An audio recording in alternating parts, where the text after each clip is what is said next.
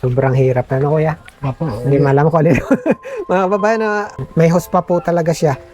Kasi nga, hindi rin maganda yung pinagdaan ng operasyon ni kuya. Nagpupursige na nga po akong gumawa para iba-iba naman. Sobrang hirap po mga kababayan ang kalagayan ni Kuya Gilbert. Imagine, no? Nandun pa yung host dahil doon sa kanya operation pero pinipilit gumawa.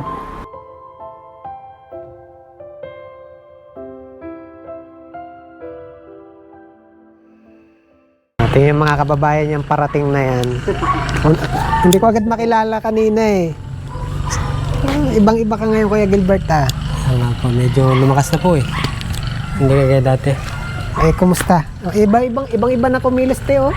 Hindi nang pati ko yung mga kapa. Ako kumakalimis mura ako pag inaan.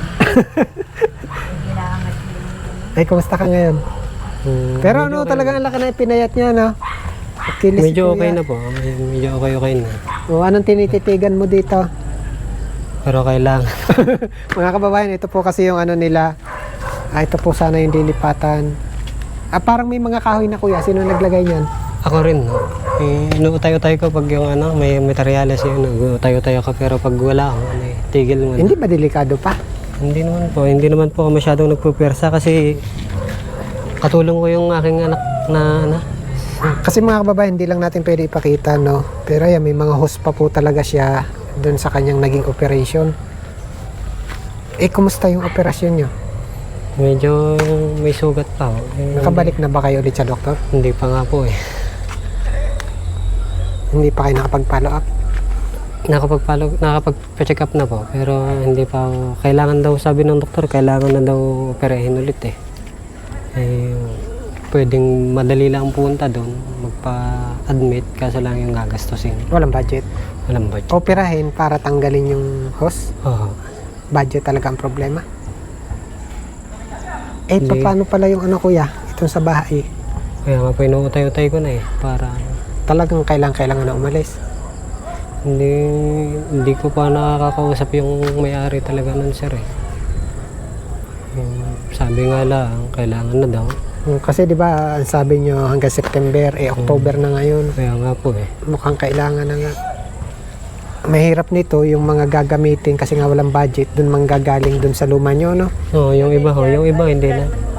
Eh halos wala naman yung magagamit. Wala na akong magagamit doon sa ano. Yan mga kababayan, ito po yung kanilang ano, lumang bahay yung tinutuluyan nila ngayon. Kasi wala na akong makukuha. Wala na. Mga sira na yung... Kasi sana nga po, dito kukunin. Ang problema, ayan, mga bulok na po talaga Oo, yan. mukhang bulok na po eh. Magaya na po nare. Wala na hong laman. Wala na po laman ng ore. Saka yung... Wala nang mga laman. Wala na talagang pwede. Kaya nga po eh, kagaya nare yung pamakuha ng yero. Wala na. Mga ano na. Wala na nga po. Paano po bang pwede? Ang plano po kasi, sisirain to, tapos yung mga kahoy dito o anumang materials magagamit, yun yung gagamitin nila doon sa lilipatan. May mamakukuha naman po dyan, kasi lang konti na lang po. Limitado lang ano, Opo. konting-konti lang talaga. Mga butas na. So, butas na din. Wala na ko talagang makuha doon sa loob. Gayon din, mga butas-butas na rin ako. Napabayaan ko nung ako yung hospital. Princess. Eh, paano yung aming princess na yan? Hello, baby! Oh. Hello! Oh, titig na titig yan. Nagpupursige na nga po akong gumawa para iba-iba naman. Ilang araw ko din ginawa yun. Hindi ba delikado, kuya? Ayun nga po, ingat na lang po ako. Hindi na ako gaya dati na kahit na bitin-bitin ako dyan. Pwede. Ako na rin nagwe-welding ng mga ano. Kasi nakakaya naman po iasa lahat sa mga tumutulong. Mga kaibigan, may mga sarili ding pamilya yon, hindi naman pwede tuwing linggo o usapin. No? Kaya ako Merong iba pati kahit linggo talagang pinipilit pa rin magtrabaho. Kaya inutay ko na lang po yung mga ibang poste, ako na rin ang nagbuhos. Tapos yung mga post, yung mga ano, ako na rin ang gawa. Kagaya ng flooring na CR, ako na din naggawa, anong gagawin? Parang binabaha kayo dito, kuya. Opo, binabaho Ito. po yan pag ang malakas yung ulan. Oh, bakat pa rin yung tubig. Gawa ho nung sa kabila. Mababaho sa amin kasi. Kaya kinakanalan ho namin na rin sa likod para dito na ho dumaan. Pero sabi ko, ayayin na. Lilipat na din naman tayo pag nagka-materialis tayo. Kaya lang talaga napaka-importanting mabuo yung lilipatan, ano, kuya? Kaya nga po eh. Kahit nung yung ano lang sana, bubong tapos yung konting kahoy. Mga ano lang ho yan, mga 50 piraso siguro ng kahoy. Sapat-sapat na siguro doon sa mga gilid-gilid at saka yung sa bubong para pag baklas na rin, bubong na agad to. Yung ibang makukuha ang maningding, may dingding na kahit At least, paikot lang. importante yung may mabubungan na, no? Well, kahit paikot lang may dingding. Kasi kukunin ko na rin lang naman, wala na. Itong mga pwede pa din eh. Mukhang nagre-ready na kayo, naka-impake na, oh. Kaya nga po eh, nakakayaan mo po sa may-ari ng lupa na magmatigas pa kami, nakikigamit lang. Siyempre. Actually, nakausap ko rin si Ate Roby, ano. Yun nga daw, medyo ano na yung may-ari. Mukhang kailangan nyo na talagang umalis. Sobrang hirap na, no, kuya? Apo, Hindi malaman ko alin. Mga kababayan, at least, totoo lang, hindi ko malaman kung anong iano ko kay kuya kasi, ayan, may host pa po talaga siya.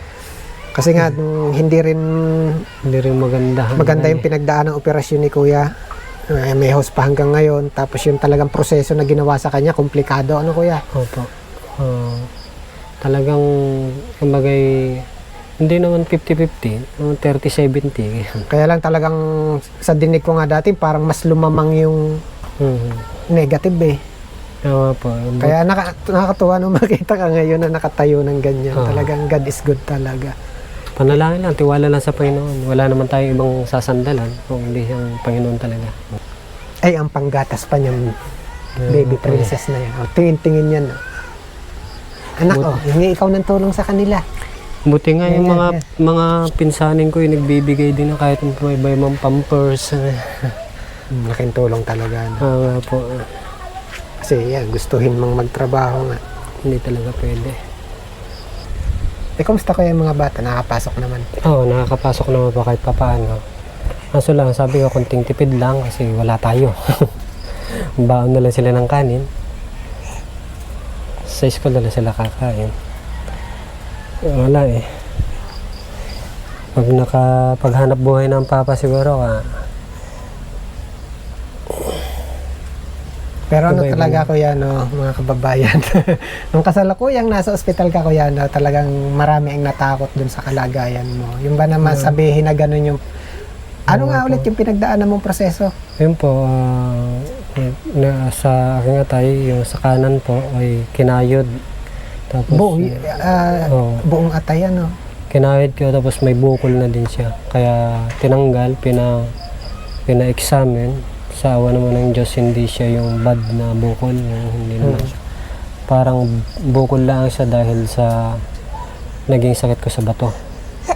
Kaya hindi talaga biro yung pinagdaanan ni Kuya Gilbert. Kaya nakakatuwa noon na makita na Pero sabi ng nakakakilos ka ngayon ng ganyan. Sabi ng doktor po, pag napabayaan pa, maaaring pupunta na sa cancerous. Kasi madaming bakterya talaga na sa atay ko. Madaming nana. Yun nga lang napakahirap ano kasi kita mo yung pangangailangan. Kaya minsan talagang kahit medyo sasabihin medyo nagiging pasaway, parang napipilitan na. Kahit anong gusto mong magpagamot, makita mong wala talaga, sacrifice na lang. Tapos makikita mo yung tulad ni Princess, kailangan. Oo nga po eh. Tapos yung kalagayan nyo pa ngayon na yung tutuluyan, ano, kailangan din. Kaya nga po kahit papaano, pag meron konti, bili ng 5 pirasong kahoy. Paunti-unti. Oo, kabit-kabit. Makabibili ng 3 sakong semento doon, patong ng hollow block. Ngayon, ang ginagawa ko din pag walang... Kaya lang ingat pa rin, ano? Opo. Kasi baka maging kapalit naman, lalong maging mahirap yung kalagayan. Di ba, Princess? Tingin-tingin yan. Hindi na anak ko. Hello, baby. Natakot ikaw? Natakot ang prinsesa ko? Ano kaya, no, dasal pa rin tayo. Sana marami pa rin makatulong sa inyo ngayon. Ano nga, princess?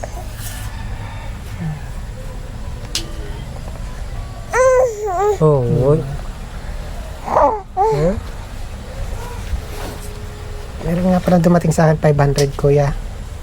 Ito, kahit pa paano makatulong. Sige, thank you. Sana ay marami pa ulit kasunod na makapagpaabot. Ano, nak? Ano, princess? Kasi kailangan pa rin ng tulong ng baby princess namin na yan. At yung pong 500, yung po'y galing sa GCash account number 2661. Maraming salamat po. Maraming salamat po sa inyong tulong. Dasal ikaw. May luha ang mata pero nangiti. Princess! Sobrang hirap po mga kababayan ang kalagayan ni Kuya Gilbert. Talaga naman sigurong kahit sino, kahit delikado, pipiliting kumilos. Kaya lang napaka-komplikado talaga ng kanyang sitwasyon. Imagine, no? Nandun pa yung host dahil doon sa kanyang operation pero pinipilit gumawa. Dadaanan naman natin si City Mary Joy ngayon. Doon po siya nagtatrabaho sa gasolinahan.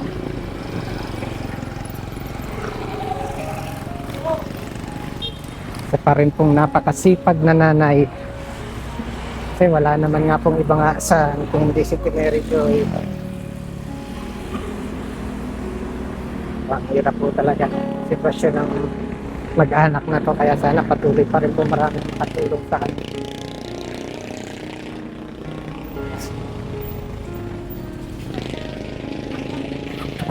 Ganyan po si Mary Joy. Kapag yan po'y wala sa bahay, yun nandito lang yan, dito makikita sa gasolina. Hindi na kita abalahin. Marami ka ng trabaho. Bye-bye.